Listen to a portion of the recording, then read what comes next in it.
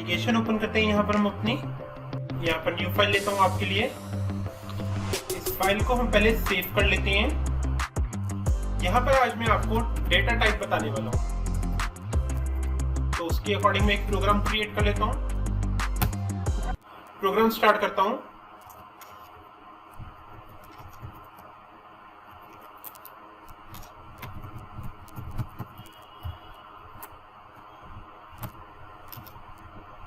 string.h और यहाँ पर यूजिंग नेम स्पेस std का आप यूज करेंगे। मेन प्रोग्राम हम यहाँ पर डिफाइन करते हैं, जिसके अंदर मैं पहला जो डेटा टाइप आपको बताने वाला हूँ, इंट डेटा टाइप मैंने डिफाइन कर दिया। i equal to value define करता हूँ मैं इसके अंदर, दैट इज 5 मैंने यहाँ पर स्टोर की। अब अगर इसी को मुझे प्रिंट करके देखना होगा तो मैं यहाँ पर क्या लिखूंगा, cout i। मैं इसके आगे लिख देता हूँ इंट डेटा टाइप और यहाँ पर से प्रिंट कर देते हैं। अगली कंडीशन मेरी न्यू लाइन के अंदर आनी चाहिए, तो इसलिए यहाँ पर हम एंडल को लगा लेते हैं। मैंने सिर्फ इतना सा प्रोग्राम किया है, कंट्रोल एस करके सेव भी कर लिया और मैंने इसे रन करके देख लिया। F11 के थ्रू कंपाइल एंड रन हमने दोनों वर्क किए और मेरे सामने आउटपुट आ गया इंट डेटा टाइप 5। तो जो भी आपने उसके अंदर वैल्यू स्टोर कराई थी वो आ गई। इसी तरह से मैं यहाँ पर आया, मैंने देखो इसे कॉपी पेस्ट किया। यहाँ पे देखिए इंट की जगह मैंने ले लिया फ्लोट। फ्लोट का मैं वेरिएबल नेम देता हूँ f। फ्लोट के अंदर जो वैल्यू स्टोर करते हैं 5.5, ये वैल्यू हमने स्टोर कर दी। और अब मैं इसे यहाँ पर प्रिंट करके देखूंगा, किसे, f को। f किसके अकॉर्डिंग है, फ्लोट डेटा टाइप के अकॉर्डिंग। तो देखिए यहाँ पर मेरे पास फ्लोट डेटा टाइप आ गया। इसको मैंने क्लोज किया। मैंने यहाँ पर फ्लोट की जगह अब यूज किया नया data type double. Double data type को यूज करता हूँ। डेटा वेरिएबल नेम मैंने दे दिया है d और यहाँ पर वैल्यू दे दी मैंने 5.5 और फिर दे दिया मैंने यहाँ पर 0। वैसे ये जो मैंने 0 दिया इसकी कोई वैल्यू है नहीं, बट मैंने लिख दिया। यहाँ पर मैं आता हूँ, d को प्रिंट कराता हूँ। मैं इसे फिर से रन करके देखता हूँ। मुझे पता लगता है यहाँ पर भी वैल्यू 5.5 आ रही है। तो इससे पता लगता है कि यहाँ पर ये 3 डेटा टाइप जो कि मैंने करके देखी, जिसमें से हमारे पास इंट के अंदर नॉर्मल इंटीजर नंबर यानी कि 1 2 3 आता है। फ्लोट जिसके अंदर decimal numbers that is point numbers आते हैं। डबल जिसके अंदर मैंने 5.5 लिख दिया तो वो यहाँ पर स्टोर हो जाता है। कैर डेटा टाइप मैं अब करना चाह रहा हूँ, मतलब कैरेक्टर्स के ऊपर अब हमने वर्क करना है। तो कैर के लिए आप कैर का ही यूज कर सकते हैं कैरेक्टर्स के लिए। और यहाँ पर सपोजिट कैरेक्टर का मैंने c ले लिया इक्वल टू, इसी के अकॉर्डिंग मैं वैल्यू डिफाइन कर देता हूँ। यहाँ पर इसकी जो वैल्यू आएगी अपोस्ट्रोफी इसके अंदर आप डिफाइन कर दें कोई भी एक character from A to Z, capital और स्मॉल दोनों मत लिख देना। जैसे कि आपने कैपिटल A और लिख दिया और A लिख दिया, ये गलत हो जाएगा। डबल नहीं, सिंगल। हाँ, बस इतना डेटा टाइप आप दे दीजिए। उसके बाद आप क्या करें, इनको प्रिंट करके देखिए। कैर डेटा टाइप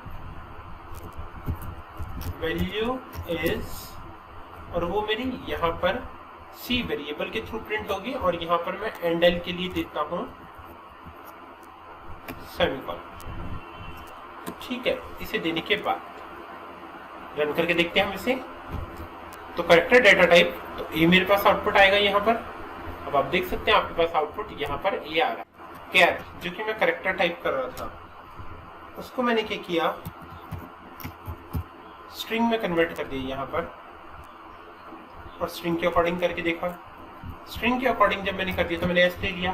अब जरूरी नहीं कि आप एक कैरेक्टर रखें, आप ए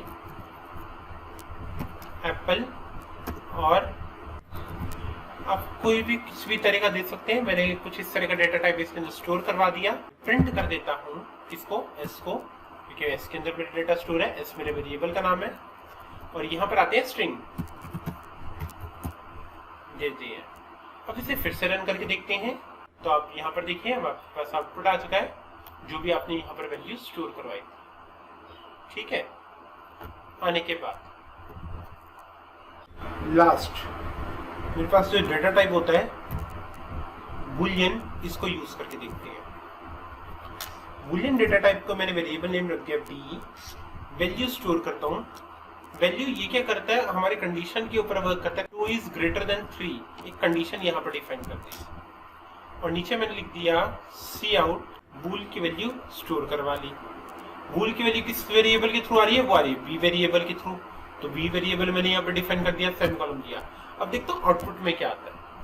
मैंने इसे रन किया, आउटपुट मेरे को 0 आया है। 0 एक्चुअली रिप्रेजेंट जो करता है हमारा, किसको रिप्रेजेंट करता है, फॉल्स को। तो यहाँ पर देखिए 0 आया। अगर ये मैं कंडीशन को ट्रू कर दूं, कंडीशन को मैंने ट्रू कर दिया, ये देखिए 2 इज लेस देन 3, तो यहाँ पर अब आपके पास आउटपुट रन करने पर देखिए क्या आता है, दैट इज 1 फॉर ट्रू। तो यहाँ पर ट्रू एंड फॉल्स के अकॉर्डिंग आउटपुट आएगा, जिसको आप यहाँ पर समझ सकते हैं। और ट्रू एंड फॉल्स के अकॉर्डिंग जो आपके पास आउटपुट आता है, तो मैं यहाँ पर एक कमेंट में लिखकर भी रख देता हूं, 0 equal to false and 1 equal to true. ठीक है, इस बात को याद रखिएगा। और दूसरी बात, ये हमारे पास किस तरह का है, बूलियन डेटा टाइप है। ओके, ये सारे डेटा टाइप जो कि मैंने अब आपको यहाँ पर क्लियर करवा दिए। क्वेश्चन आता है कि जब ये हमारे सारे डेटाबेस यूज होते हैं तो कितना मेमोरी का साइज यूज करते हैं। स्टार्टिंग से आता हूँ, सबका साइज बताता हूँ। यहाँ पर देखो, आपने यहाँ पर यूज किया था इंट को। तो इंट जो होता है हमारा, इंट साइज कितना होता है हमारे पास, 4 बाइट्स। 4 बाइट्स का साइज यूज करता है कौन, इंट डेटा टाइप। फ्लोट जो कि मेरे डेटा टाइप यूज करता है, ये भी 4 का यूज करता है। अब आते हैं डबल, जो कि आपने यूज किया था। 4 की जगह ये होता है 8 बाइट्स। ठीक है, कैर मतलब करेक्टर, ये कितना डेटा साइज का यूज करता है, ये हमारे पास जो डेटा साइज यूज करता है वो करता है सिंगल का। स्ट्रिंग यूज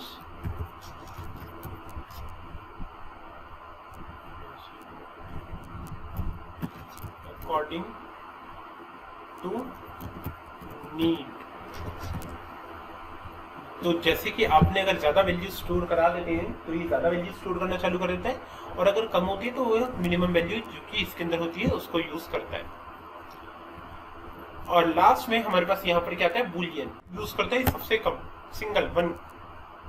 बूलियन का एक और एग्जांपल लेता हूँ। अभी तक मैंने क्या करा था, लॉजिकल कंडीशन दे रहा था 2 इज लेस देन 3, तो मैं इधर डायरेक्ट बताने जा रहा हूँ true and false according to boolean. ये लिखते हैं आप। देन उसके बाद यहाँ पर वेरिएबल नेम दिया, दैट इज बी, वैल्यू दी इक्वल टू ट्रू। सेमीकोलन देखिए मैंने इसे क्लोज किया, सी आउट, और बूलियन का बी मैंने यहाँ पर प्रिंट किया, सेमीकोलन। रन करके देखिए अब आउटपुट क्या आता है आपके पास।